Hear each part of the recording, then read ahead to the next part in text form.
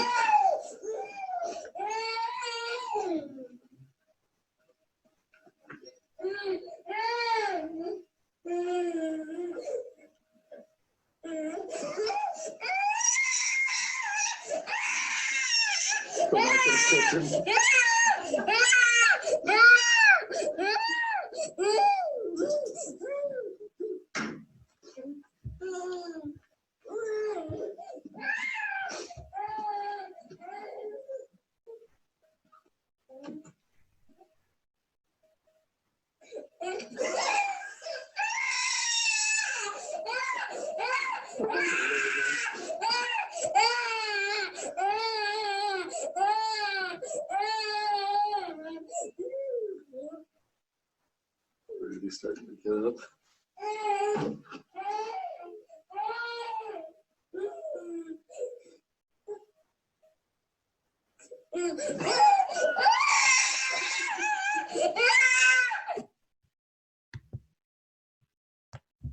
In the video, we can see that the little boy has learned that when he cries in front of his parents, it's more likely that he's going to get attention and a response from them that way.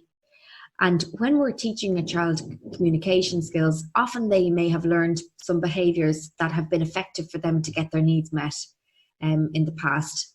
And when we are working with a child, our aim is to replace this behaviour with more appropriate skills, but also to enable a child to have their needs met.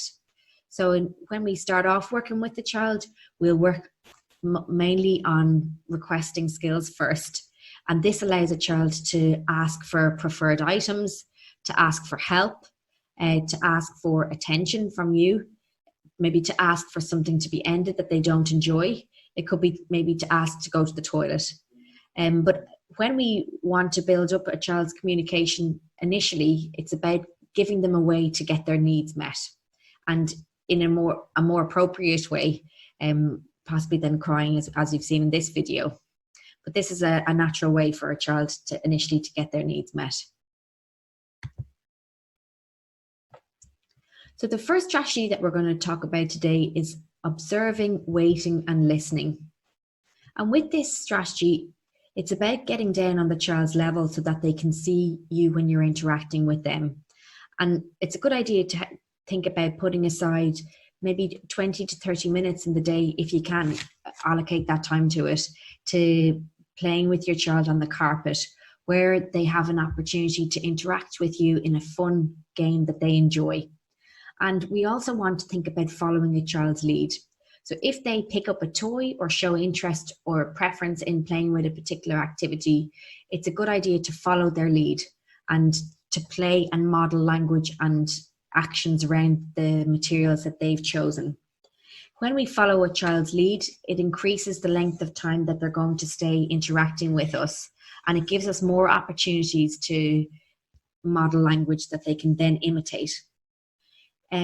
Also, when we're playing with a child, it's a good idea to think about the language that we use with them. So rather than asking questions to keep the interaction going, it's a good idea to comment or to label what they're doing. When we ask a question, we're giving a demand because we expect the child to answer the question. Whereas when we make a comment, it's less intrusive and it's less demanding for the other person to respond to it. And you're more likely that we will see the communication interaction going on for longer, the more that we can comment on what the child is doing. So in this video, we will see the parent interacting with her son. And when you're watching the video, I want you to have a think about what kind of language she uses with him, and how does she respond to his communication attempts. When we are engaging in owling or this strategy, what we try to do is observe what the child is doing. Then we give a comment. A next step involves waiting for the child to respond. So a technique that can help to do this might be to count to 5. Give them some time to listen to what you've said and then to give you a response. And sometimes when a child responds back, it may not be clear what they're saying to you. And this means that we need to listen carefully to what's being said and try to interpret it as best we can. And then we repeat back what the child has said from the best interpretation that we've made. So we'll have a look at this video of owling now.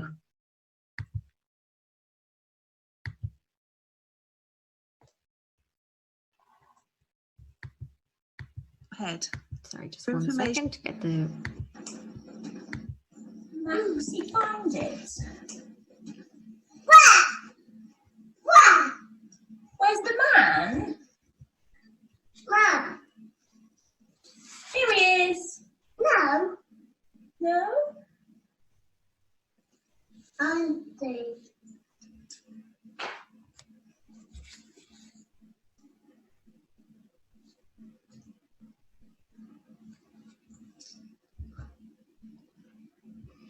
Mommy. Yes, Max. Auntie. Andy? No. Things. Things? Yes. Mine. Max's things.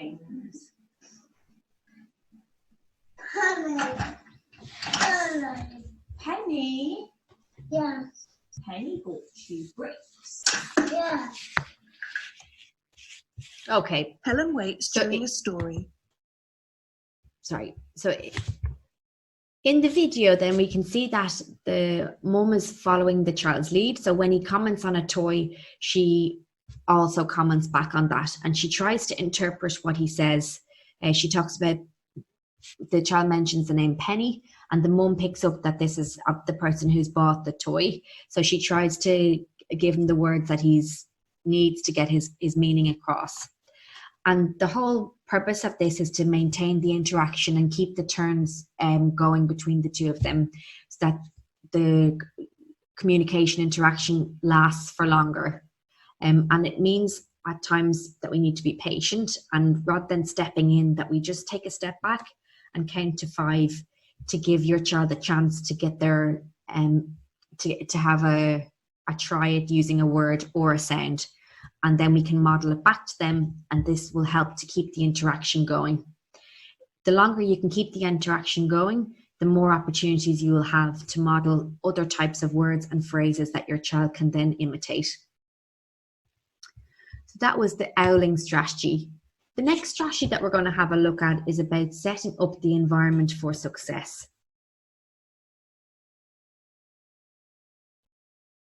So when we set up the environment for success, what we want to do is increase the number of times that a child uses their communication in their environment. And to do this, we need to think about what's most interesting or motivating for your child. So what's their favorite toys? What's their favorite activities to do with you? And then we need to adapt the environment so that we set it up and give them as many opportunities as we can to ask for those items. I put some photos together of different ways that we can set up the environment to show you some examples. So one that we often recommend to parents is about putting our toys in plastic boxes that are visible to the child but that they can't get access to. So they can see the toy inside, they know it's there, but then they need to come to you to make a request to get access to that toy. And this is something that you can do at home. You can put your toys in a box, you can put them on a shelf in the plastic box, or if your child's not able to, you can just keep them in a closed box where they need to come and ask you for help or for the name of the toy before they get access to it.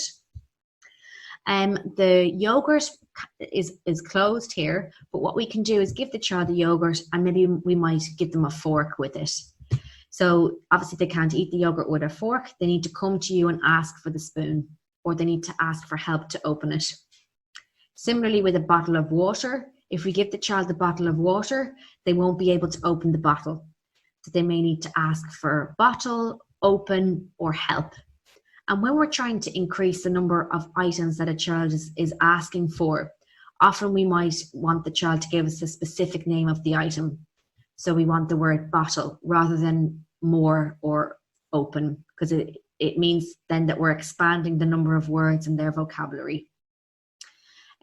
With the shoes example then, if you have a routine of keeping your shoes beside the door before you go outside and you're getting ready to go out, and you put the shoes up on a high shelf that isn't accessible to your child, you've then put a disruption in the routine, and your child is now going to be motivated to ask for the shoes so that they can continue on with their step in the interaction.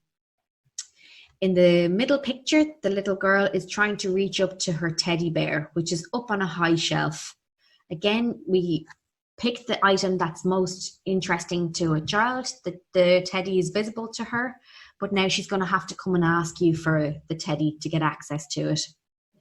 And when we're going in the car, we can lock the car door, and your child needs to ask for open or ask for car to get help to open the door. Sometimes when I'm moving between different rooms in our clinic, I might encourage a child to ask for open to open the door. So maybe we're going to go into the gym room where they can have access to a swing or a trampoline. There's lots of motivation there. And by blocking access to the door, then the child has to use their words to ask for the door to be opened. Then the last picture is of a balloon. So I might give the child a balloon that hasn't been blown up, and now they need to ask for that to be ask for balloon, ask for help for that activity to continue on. So again, another idea of something that might be motivating to your child and how you can set up the environment to increase their motivation to ask for items. And again, it's down to what's most interesting to your child. So you need to sometimes be creative and think about how you can set things up. When we're working on teaching language skills, often we start on working on requesting because there's high amounts of motivation there for your child to use their words. And we want to try and get as many requests as we can across the day. So the more frequently that we can have requests happening throughout the day, it strengthens this skill. And when requesting is stronger, we can introduce other skills like labeling and commenting, and also responding to maybe a song fill-in or animal sounds like cat says, and we want the child to answer with meow.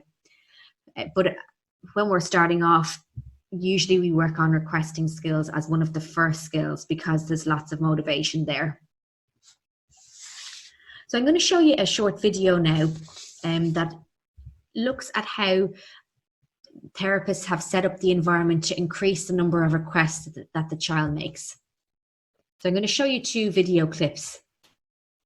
And the first one is of a little boy. So I want you to have a think about how has the therapist set this up to increase the number of requests that the child uses in this play interaction. Uh-oh.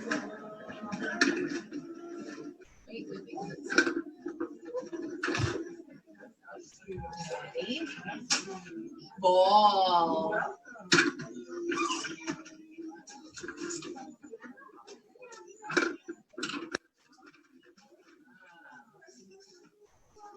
Ball.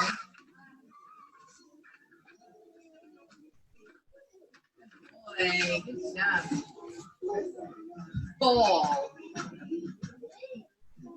Ball. Okay, so in that first clip, we see that the therapist is holding the items back so he can see the ball, and then we expect him to use the sign and the sound before he's given access to the ball. And I think another important thing to point out is that when we're starting teaching a child to use their sounds and words and signs, for example, with this little boy, we want to accept the best possible production of the sound or the sign. So it doesn't have to be perfect. And often if we are trying to get a child to say a really clear word and we ask them to repeat it over and over, it can really diminish the motivation or take away the motivation for the child to keep trying. So at the start, we want to make it as easy as possible, and we'll accept the best possible production. And then over time and over practice and repetition, when the sounds become clearer, we may expect a more clear production. But at the start, as best as the child is able for is acceptable to us, and we need to try and give the reinforcement or the access to the toy as quickly as we can to keep that motivation high for the child to keep trying. So in the next video, we're going to have a look at a therapist who is using a beanbag with the child. And this is maybe might give you some ideas of how to use sensory experiences to build up your child's motivation to use their language. So if you have a child that likes jumping on the trampoline or going on the swing, then this might give you an idea of some other activities that you can use with your child. So let me just get the video here. So again, we always want to pick the activities that are most motivating to your child when we're working on requesting skills. Show me kiss your adventure. Swing.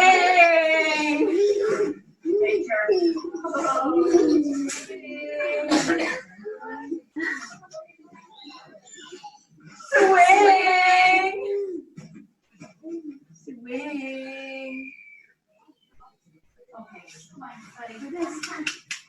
Yay. Let's walk it hollow now. Wait. Maybe I'll wait till later. You know what? I'm going to hollow now. All right. Swing. Yay. Chris. Oh, swing. Yay. Yay. Good job.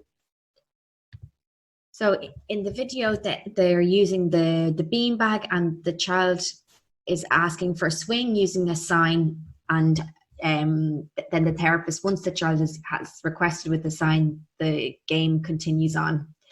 And what I suppose is good to notice in that is that we're using different kind of activities. The therapist waits for the child to use their sign before she continues.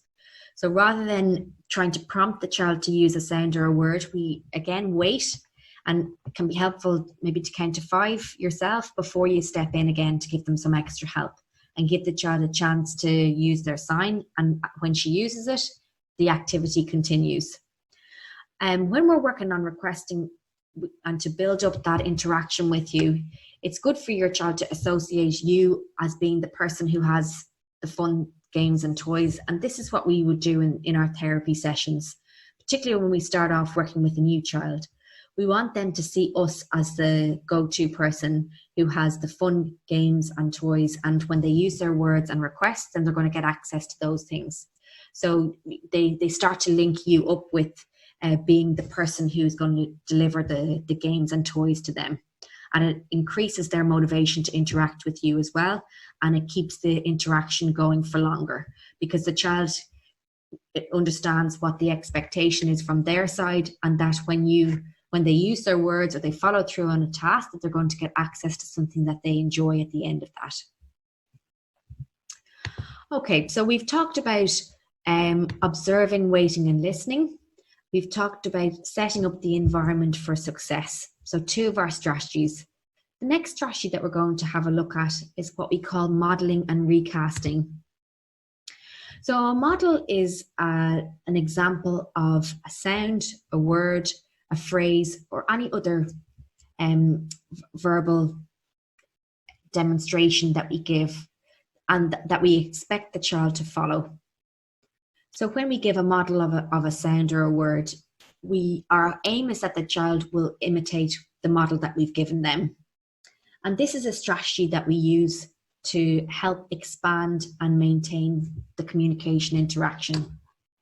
When a child is using a sound, for example, if I have a child that is using the word P for pen, and then I give them a model of I want pen. So now I've made the expectation that the child is going to use 3 words to get access to the pen when they're at a stage where they're using a single sound P. So a more realistic model that I would give in that situation might be to say pen. And when the child uses the word pen, then I'll hand them over the pen. So when we give a model to a child, we want to give it at a level that's realistic for them to achieve. Rather than giving a sentence, I want pen, if a child is using a single sound, I would give a model of a single word, pen. It's helpful to think about this when you're giving models to your child. So you want something to be just within their reach, slightly more difficult but achievable for them. And when you give the model and they use that word, then you can hand over the preferred item if you're working on requesting and give it to the child. If your child is using the word pen, you might say, model, give me pen, or I want pen. And then the expectation is that the child will follow through on the model that you've given them. And as I mentioned, this is a way to expand your child's current language level and to increase the number of words they're using. And before we start, we can think about what level your child is currently communicating at. And this can give you an indication of what level of modeling that you should be aiming to use and for your child to respond to. When we use recasting, this is a strategy for us to correct an error that the child uses. And I'm going to show you now a short video about recasting, just to give you an example of what that looks like in relation to mistakes that are made when we use sounds and when we use words as well, and how this strategy, it can be used to help a child to hear the correct example of something when they make a mistake. But just give me 1 second to get this video ready.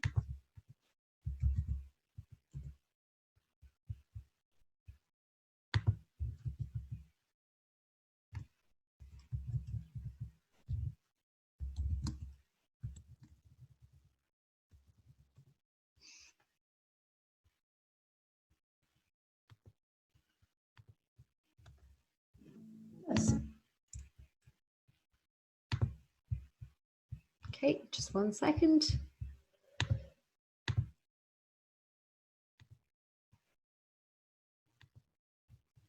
Okay, here we go. Is Billy. Some of the sounds Billy makes are a little bit muddled up. For example, he might say cat instead of cat. Billy's friends and family use recasting to help Billy hear the correct sounds so he can fix them up in the future. Recasting is a sneaky ninja strategy to help children correct their speech sounds. It's sneaky because the child doesn't realise what's happening. If attention is drawn to a child's muddled sounds, they might lose confidence in talking and avoid using certain words. Recasting is when an adult repeats back the muddled word correctly 3 to 5 times. This way, a child hears how to say a sound correctly.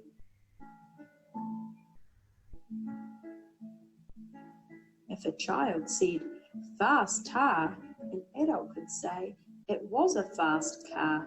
It was a red car. It was a fast red car. Dad has a red car too. Now the child has heard the correct k sound in car 4 times. Here's another example. Get it down. Get what down? Oh, get this down. I think I can get it. I'll get it now. When next talking to a child and they muddle up a sound, set a challenge to try recasting the word as many times as possible in a minute. It's okay to be a little silly with it. It is a pig. The pig goes oink. Pig, pig, pig, pig, pig, pig, pig, pig, pig. Oink, oink, oink, oink, oink, oink, oink, oink, oink, oink, oink. Although it sounded silly, the child heard the correct g sound 12 times. Not only does recasting provide the child with a correct sound model, it's also a great chance to increase their language input. This strategy works for lots of other muddle-ups kids make when learning language, such as grammar and vocabulary. Recasting is a simple strategy for helping children learn how to make their speech sounds. Although sneaky, it's been proven to be extremely effective. Okay. Great. So we can see that with the recasting strategy, the expectation for the child's, the number of times that we should repeat the corrected version is quite a lot. And although it can seem a bit excessive, the more times that we can model that corrected sound or corrected word across the day, the more times the child is hearing the correct production of it, the more likely they are to get it correct themselves the next time. And you can maybe aim to do that at different times across the day. But as I mentioned earlier, if you can allocate 20 to 30 minutes of time when you're playing with your child in the day, then this could be an opportunity or a time where you could focus on modeling certain sounds and words that the child is hearing the correct version lots of times. And as it says in the video, you can be silly with it as well. Okay, so we've covered observing, waiting and listening, setting up the environment for success, modeling and recasting. Now we're going to have a look at play skills. So play is, there's so much that we can learn and teach a child in play. I could probably spend about 3 hours on play alone in terms of the amount of content that we can set up for children's language and communication skills and play activities. But just to hone in on some important things in relation to play. So when we're playing with a child, it's important that we follow their lead. Like you saw in the first video, or the second video where the mum is playing with her little boy and he picks up some objects and shows them to her. So in this example, the mum is following his lead. And the more we can follow a child's lead, the more likely it is that the communication interaction is going to last for longer. So with some of the children that I work with at the moment, their attention can be quite short and they'll lose interest in the games and toys that we're playing with. So we need to be quick at changing the items that we have available or offering new choices. And that way it keeps the child interested in staying interacting with me. So what I would do is I'd have a number of objects or toys set aside that I know that are generally things that are preferred for that child. And when they start to lose interest in the toy that we're doing at the moment, then I'll offer them a choice of new toys. When I'm doing sessions via teletherapy, I'd have the parent keep some of those toys and games aside for the session. And as much as possible, not to use them at other times, to keep them for our session time. And then they can be offered as choices to the child if they start to lose interest in the toy that we're working on at the moment. If I have a child that's interested in looking at games and songs online, then I would use that as a reward or reinforcer, and I would give the child a choice of what they're going to work for before we start the work activity together. So in play, we have an opportunity to model actions, model language, and it's also a time where a child can problem solve and act out different things, and a time to process what's going on in their environment. So play is really important, and it's the time when a child learns lots of new things. And often we hear the phrase that play is a child's work, because it's in this time that they develop lots of new skills, and including language skills. So I'll just go to show you some research around play. And I chose, there's lots of different research studies that have been done on the benefits of play, but I thought it would be good to focus in on object imitation and gross motor imitation. So the first study that I'm going to talk to you about is teaching reciprocal imitation skills to young children with autism using a naturalistic behavioural approach. And how this affects language, pretend play, and joint attention. The study is by Ingersoll and Schreibman, and it was done with 5 children with autism aged from 29 months to 45 months. And in this study, a number of actions with objects were modelled and taught to a child in play activities. And what the study found was that this led to improvements in the child's language skills, in their joint attention skills, and in their play skills. So when we're teaching a child to joint attention, it's about building up the length of sustained attention that the child will give in a shared activity with us. So the longer that we can build that joint attention period up, the better, because it gives us more opportunities to teach language through modelling, and also to teach models of actions with objects. And what the research shows us is that when we work on building up imitations with objects, it helps to build that joint attention, and this enables more two-way interaction to happen with you, but also with other children. So if your child is interacting with another child in a play situation, if they've learned to imitate actions with objects, then they're more likely to use that skill with another child, and that will keep the two-way interaction going with that child. And also, just because the research shows how important that is for building joint attention, it also has shown that this can improve play skills because we're teaching how to use the toys in a functional way with object imitation. And because the joint attention has been improved upon, it gives us more opportunities to model and teach language labels and phrases, which builds up language skills. The second study that we will look at is about the impact of symbolic gesture on early language development. And in this study, there was 2 groups of children, and they were aged 11 months. The first group was taught to use signs to make requests for functional items in their environment. So they were taught to ask for things like crackers, up, and these are functional requests for a child that age that they are likely to use. The other group was not taught any signs to use to request for items. And what the research found was that the group of children that were taught signs as requests showed improvements across their receptive and expressive language. So that's their understanding of language and their use of language. And they were able to measure this by looking at things like their length of utterance. So what they did was test the children at other intervals. So they did testing at 15 months, at 19 months, at 21 months. They did a number of tests up to the children were 36 months. And they found that the children who had been taught to use signs at an early age showed improvements in their overall language development. So these are two studies that really highlight to us the importance of working on object imitation, and this can be done in play. That's probably the easiest time for us to demonstrate actions with objects, is when we're engaging in play activities with a child. And as well as modeling actions with objects, it's a great opportunity for us to model language.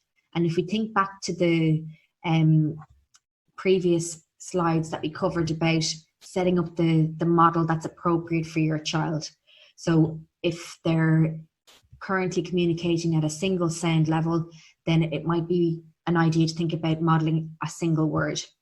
And again, when we talk about correcting an error, that we're given lots of models of the corrected production, but also when we're teaching a new word, we can give lots of models of that word. And hopefully over time, the child will be listening to the models, and then when we give them some time to respond, that they'll use this new word. Another tip to think about in play is what type of reinforcer will you use when your child follows through on the action that you've modeled, or when they use the sound or word that you've modeled for them. So we might think about giving a child praise for doing that, or maybe you want to give them part of a preferred toy or a preferred activity as a reinforcer. Because when we use reinforcers, the research shows us that it helps to strengthen the behaviour that we reinforce. So just like when we're working on requesting skills, when the child uses the sound or the word as a request for that object, if they get access to that object, it's serving as a reinforcer for using their sounds and words. And this helps to build up the requesting skills.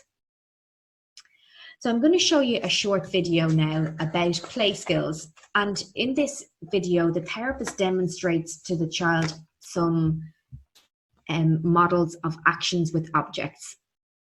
So if you can have a look at the video and think about how the therapist, what she asks the child to do in the video. And also, how does she reinforce when he follows through on things appropriately?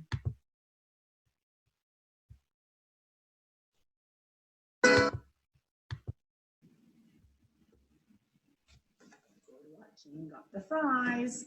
And stir, stir, stir. Your turn.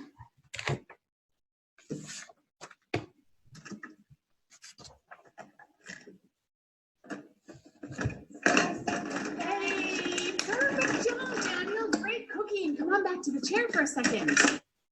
Stir, stir, stir. Great watching. And in the oven. Okay, your turn. Off you go.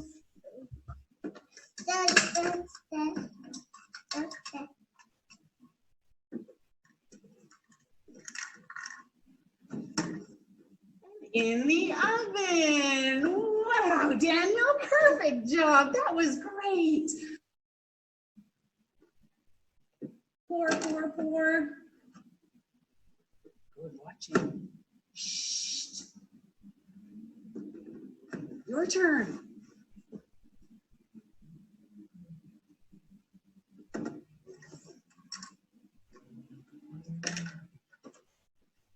What? Right?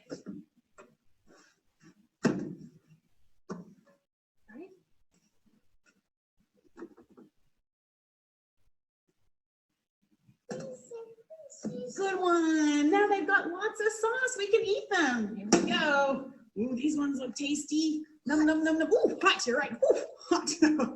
Better blow on them. Good one. Let's try them now. Delicious. My turn again. Nicely. Okay, so if we think about how does the therapist keep the interaction going with this little boy? So first of all, she's modeling the actions that she wants him to follow. And then he follows through on the actions and she's giving him praise. And at one of the points, she gives him a hug when he follows through on what she's asked him to do. So she's reinforcing him following through on the actions that she's asked him to do. And when she's modeling the behavior, she brings in some new objects into the situation. So she doesn't keep things the same each time. She's using the oven, she's using different food in the pot, she's using the fridge. And in that way, it's keeping the variety there and it keeps it more interesting and motivating for the child to continue to participate and to keep going with the interaction. So it's a good idea when you're working with your child to also have a think about bringing in some other objects to a game. So if you're playing with cars on a car track, maybe you can bring in some little people into the game or a truck or another object that gets in the way of the car. So how can you mix up the play to give you opportunities to model new actions and also new language with the materials that you have? And the more we can vary things up, again, it achieves our goal of keeping the communication interaction going. And as I mentioned earlier in our tips for play, we want to think about how we can extend things by maybe bringing in new choices. If the child starts to get bored of what they're doing, maybe you can, by introducing some new objects or new toys, it keeps things a bit more interesting. And it also gives them a choice of toys to add into the interaction themselves. So the more that we can have choices in place, the more motivating it will be for a child to keep going with you and extend the interaction. Okay, so we'll go back now to our learning objectives. So we've covered play skills now, and the last strategy that we're going to talk about today is about using gesture and visuals to support comprehension and your child's understanding when you're interacting with them. So I've just put some photos here of different gestures and visuals that we often use in therapy to support our children. And the first one I'm going to look at is the middle one, where the lady's giving the stop sign. So often when we give a child an instruction, it can go over their head really quickly. So to give a child more time to follow through on what they've been asked to do, it can help to pair up a verbal instruction with a sign. So when we say stop and use the stop sign, it gives the child the extra visual of you making the sign. That visual can give them more time to process what's been asked and then to be more successful with it. When we're teaching instructions to a child, it's really important that we give them praise and recognition when they follow through, or some other type of preferred reinforcer, because then it will build up the skill. And the more often we give reinforcement at the start, the stronger that we can make that skill. And when it's a new skill that we're teaching, there is a higher amount of effort required from a child to follow through. So what we want to do is give lots of reinforcement to make that skill motivating for the child to want to follow through on. And then as they become stronger at following through on the skill, we can fade out or reduce the amount of reinforcement that we give. Another example of a visual is in the bottom corner, where the little boy is pointing out to the sea, and he wants the girl that he's standing beside to focus on what he's pointed to. So again, it's another example of how a gesture can give the other person extra time to respond to what they've been asked to look at. In our therapy sessions, we often use a choice board. So this is an example of a choice board in the top left corner. And on the choice board, we try and put down pictures of items that are motivating for the child and that they can choose from. So it might be, it could be bubbles, it could be iPad, it could be time with a favorite book, it could be another activity or game that they enjoy doing. And by putting it on the choice board, we're giving it there as an option to a child that they can select. So again, by having choice, we're giving more ownership to the child, they're more motivated to want to engage with us. When they've chosen what they want from the choice board, then we can put that on the first then board. So obviously with the choice board, you want to put down pictures that are available to the child. So if it's not possible for you to go swimming at the moment, particularly with the lockdown, then we wouldn't have that on the choice board. So it's about then you being able to control the choices that you can offer your child within your current environment, and you can set that up to suit your own needs in relation to what's available. Then when the child has selected what they want to work for, we can put that on our first then board. So the first part is about the task that we want the child to follow through on, and the then part is about what they're going to earn when they finish the task. So we want to make it clear that we are going to follow through on what the child has asked us to do, and that we say what we mean and then we follow through on what we've said that we will do, so that the child builds up trust in us that if we follow through on this work task, then we're going to honour that by giving them access to what they've chosen. The token board is the last visual here on the top right corner, and the token board helps to build up attention and listening in our work task. So you would decide in advance what each token is worth or how your child is going to earn the token. So it may be that you're going to give them a token if they follow through on a simple one-step instruction. And when they follow through on possibly 5 one-step instructions, they earn 5 stars. And when they've earned all their 5 stars, then they exchange that with you for the reinforcer or the reward they've chosen. And to start you off, you might just make the token board 3 stars to make it easier for your child to earn their stars, and then they get to exchange it for the reinforcer. When we're using token boards, particularly at the start, it's a good idea to make it easy for your child to earn the stars, so that it's fast for them to get access to their reinforcer.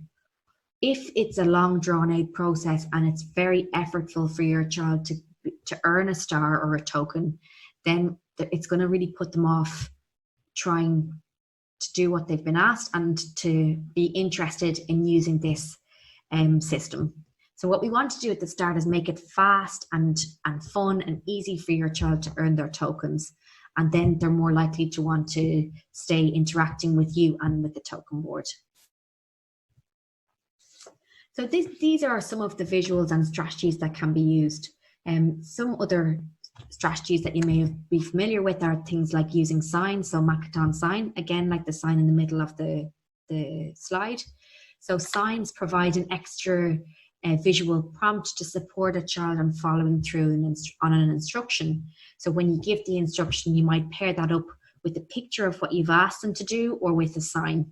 So again, the more visuals that we can use, the easier it is for the child to be successful the first time round. Okay, so we've covered observing, waiting and listening, setting up the environment for success, modeling and recasting, play skills, and finally using gesture and visuals to support comprehension. And all of these strategies are aiming to help you with increasing the length of interaction between you and your child, and also to give your child ways to build up their language so that they can have their needs met. So in some situations, it may happen that despite using these strategies and working on your child's communication skills, that you may need to refer on or get the input of another professional. I've just put some general milestones down here, and just to be aware that when we write a milestone or when we refer to a milestone, we try to put 3 months either side of that. So if we say that something should be happening at 12 months, just to be cautious that when we interpret that, we can mean 3 months either side of that. So I would usually say from 9 months to 15 months. And if your child has been born premature, then it's important to take that into consideration as well. So if your child was born 2 months premature, then I would add that 2 months to the milestones that you have the corrected age. So rather than saying that something should be happening at 12 months, we would say that it should be happening at approximately 14 months, but then to have the 3 months either side of that. So to give you just a couple of general milestones that I would often share with parents, we would expect a child to be using one word at 12 months of age. At 24 months, then we want to see a child using a vocabulary of approximately 50 words and putting 2 words together. We also want to see that a child will follow simple instructions with a gesture cue and that they would refer to themselves by name. These are just a couple of brief milestones, and if you'd like to get some more information around this, please feel free to get in touch with us or with me.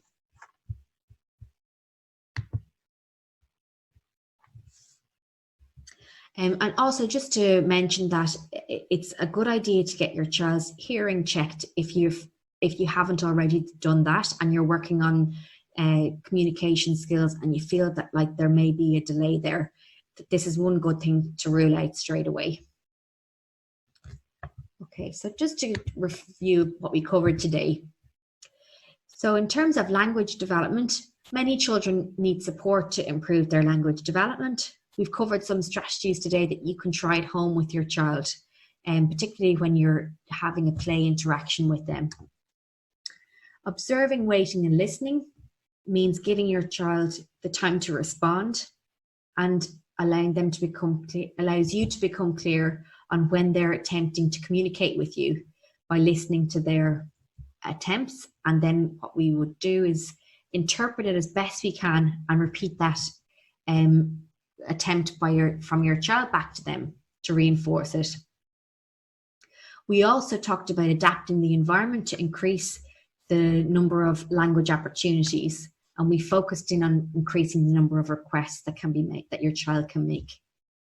With modelling and recasting, modelling, we're trying to model the language production that's within your child's current level. With recasting, rather than highlighting errors, we try to repeat back the corrected version of the sound, word or sentence production or other part of language that your child is using, with the aim that they'll repeat it back to you. We talked about the importance of play and looked at some studies in relation to imitation skills. So with object imitation and with gross motor imitation through use of sign, and the importance for that on building our language skills and social interaction skills.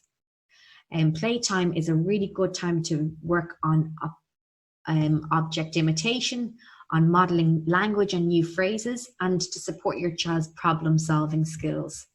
And the longer we can keep that interaction going, the more opportunities that we have to model new actions and new sounds and words. And finally, we looked at the use of gestures and visuals and how this can help support your child's understanding of instructions that are given, but also you can use visuals to encourage their choice making with using the choice board that we covered in that slide.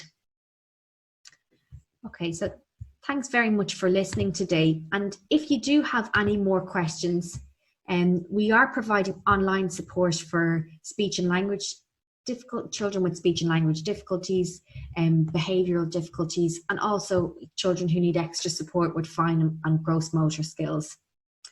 We also provide some training for parents on managing behaviour and in supporting communication skills, and these are all can all be found on our website. And if you have any questions that you would like to ask me about any of this content or anything else, please feel free to send me an email. Thanks very much, and I hope the rest of the home learning goes well for you. Take care.